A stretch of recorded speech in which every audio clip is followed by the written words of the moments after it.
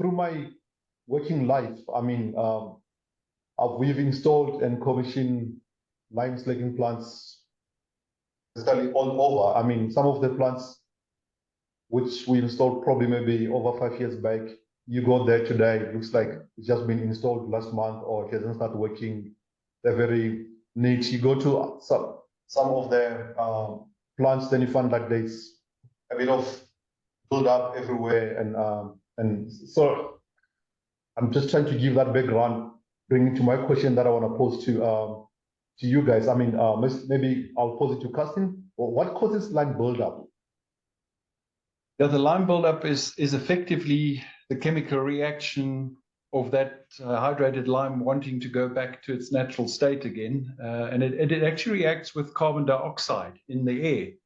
Now you'll realize we've got 0.04% roughly of carbon dioxide in atmospheric air, and any contact with hydrated lime powder itself at room temperature, and then obviously the slurry as well, it reacts with that carbon dioxide and it reverts back to its original state, which is limestone. And in that reaction process, it also liberates water at the same time. So effectively, you've got sticky lime particles or limestone particles that literally stick to everything. So, typically, if you have a lime plant where you have hydrated lime dust in the air and it settles on cars, you typically find a sort of rough surface on the surface of the vehicle.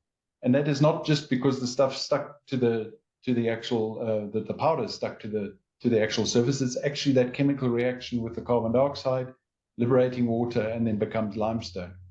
And the only real way to get rid of that is to use a slightly acidic liquid to actually get that to react with the limestone. And typically for cleaning items on lime plants, that you could use something like vinegar to clean. We're talking typically flow meters and that, where you want to see what the display is showing, and it's covered in that light limestone buildup over it that you can't really see it in the end.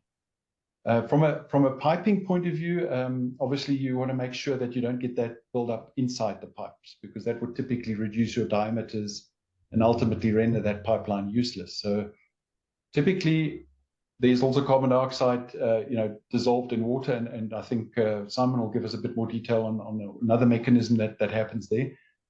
But what you really want to do in the transfer pipelines, and that is firstly make sure that you don't stop the plant with the slurry still in the pipes. So generally we would recommend something like an automatic flushing system, both on shutdown, where you effectively make sure that the slurry is taken out of the pipeline into your holding tank, and you're left with just pure water in the lines.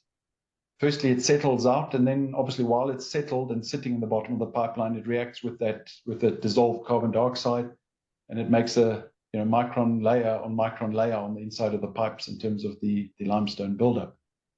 And what you would typically do on ring mains is use HDPE piping, because that's slightly flexible. So if there is any buildup on the inside, it actually, during the flexing, while the pump pressures change, you actually break that very light and very thin layer of limestone off and transfer it down the line into your process.